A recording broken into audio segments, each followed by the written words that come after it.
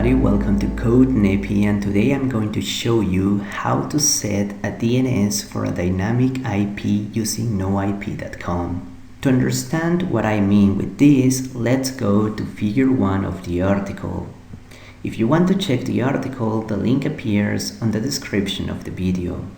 In figure 1, as you can see, we are setting up an SSH connection from Laptop Office to Laptop HP.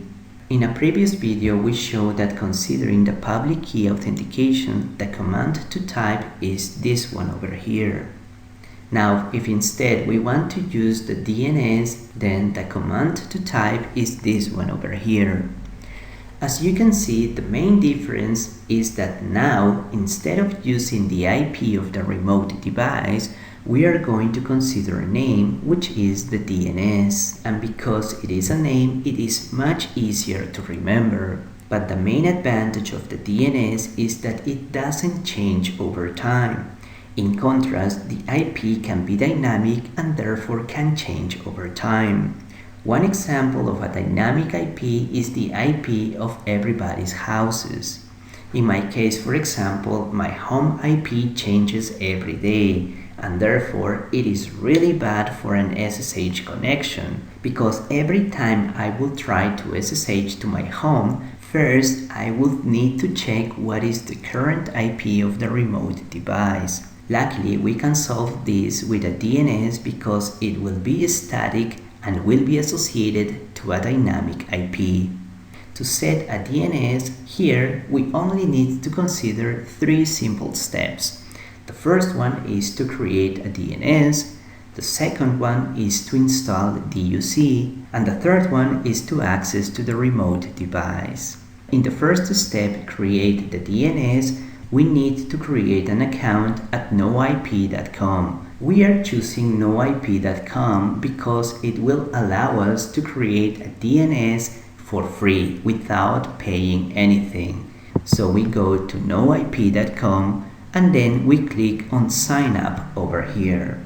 Once you access to your account, your page will look similar to this one, and all you have to do is go to dynamic DNS and click on noip hostnames. Then on the main screen, you click where it says create hostname. Once you click on create hostname, a new window appears.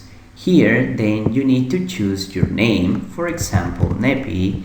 Then you need to choose the domain. Because we are creating a free DNS, then of course the options are limited. If you want to pay for it, then you will have more options. In this case, we are choosing ddns.net.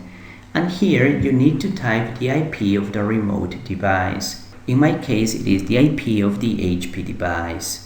The easiest way to type this number is to connect to noip.com with the remote device, because then the IP will be automatically filled.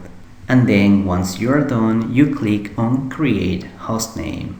And with that, your DNS will be listed on the main screen. Now we can go to the second step, which is install DUC.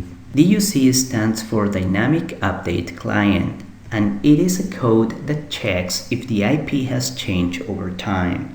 If so, DUC will update the DNS and link it to the new IP.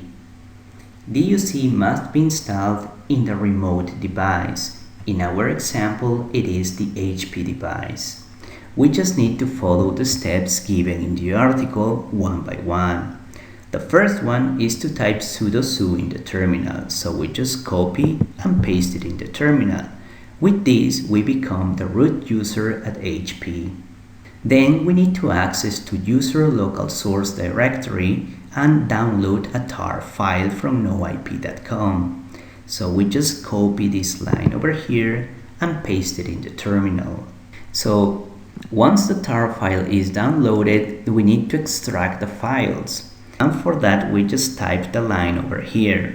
So we copy this line and paste it in the terminal.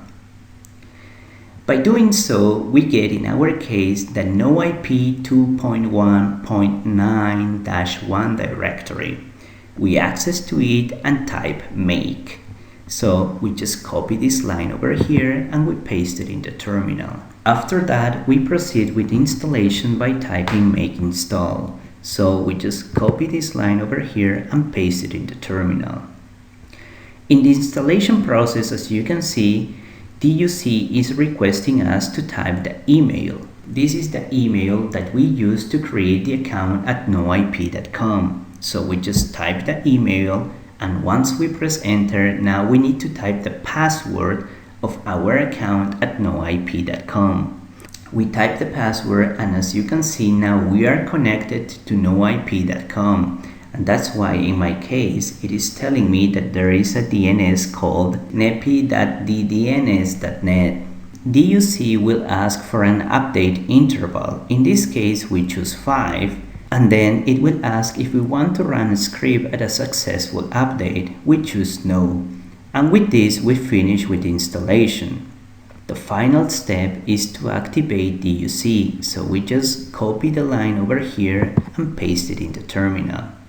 With this, we have successfully installed and activated DUC. And now we can go to the final step, which is access to the remote device. For that, we just type the line over here and paste it in the terminal, but this time in the terminal of the Office laptop. As you can see, instead of the IP, now we are considering the DNS. We press enter, and now we are at Ortiz@HP. And that's it. We have successfully connected via SSH considering the DNS. That's all for this video. Thank you for watching and see you in the next video. Bye bye.